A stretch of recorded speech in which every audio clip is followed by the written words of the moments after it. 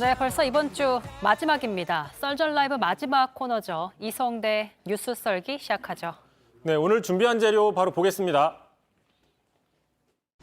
김 여사 논문의 그 지도 교수인 그 전성규 교수가 그 논문이 그 여러 가지 면에서 그 훌륭하고 독창적이다 하는 그런 그 평가를 내렸다는 말은 제가 직접 전해드렸습니다. 제가 본 것보다는 그 전성규 교수의 그 판단이 옳지 않겠습니까? 저 전공이 아닌데 뭐 그런 논문까지 그.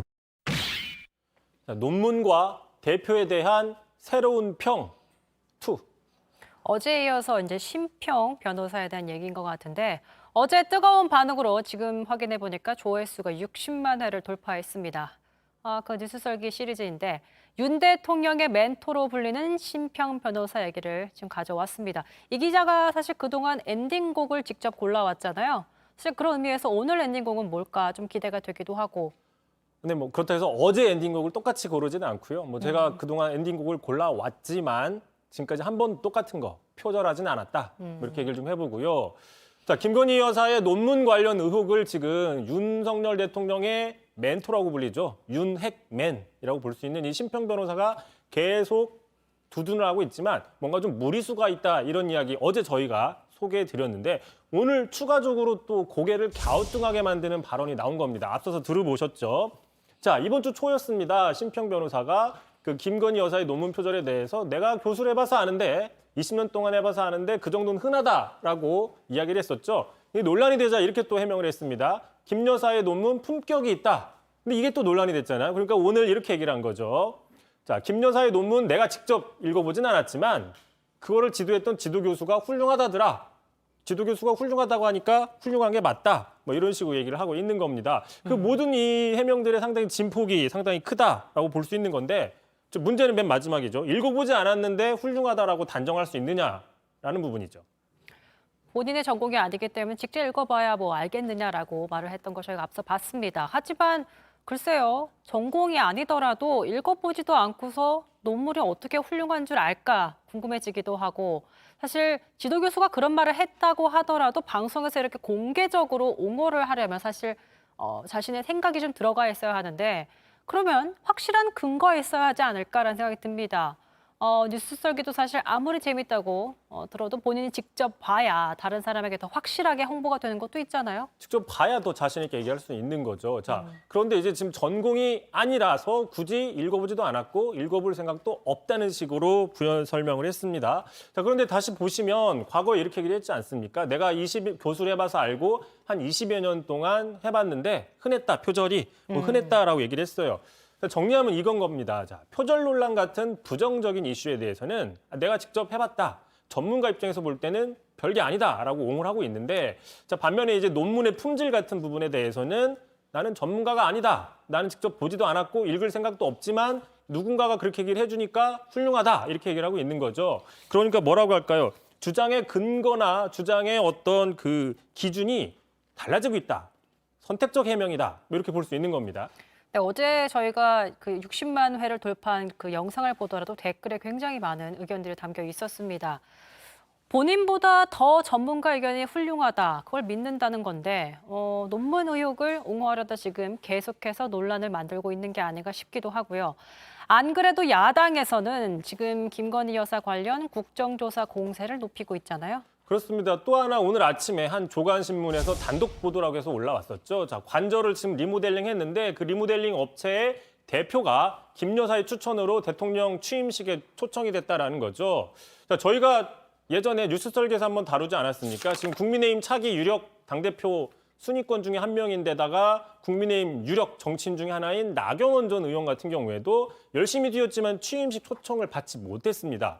자, 이런 나 전 의원도 받지 못하는 초청장을 업체나 또는 보수 유튜버 안정권 씨 같은 경우가 받았기 때문에 과연 무슨 관계냐라는 의혹이 나올 수밖에 없다라는 거죠. 바로 야당에선 이런 측면을 물고 있습니다. 국정조사를 통해서 자세히 가려야 된다. 김 여사가 직접 대답해야 된다 얘기를 하고 있어요. 들어보시죠.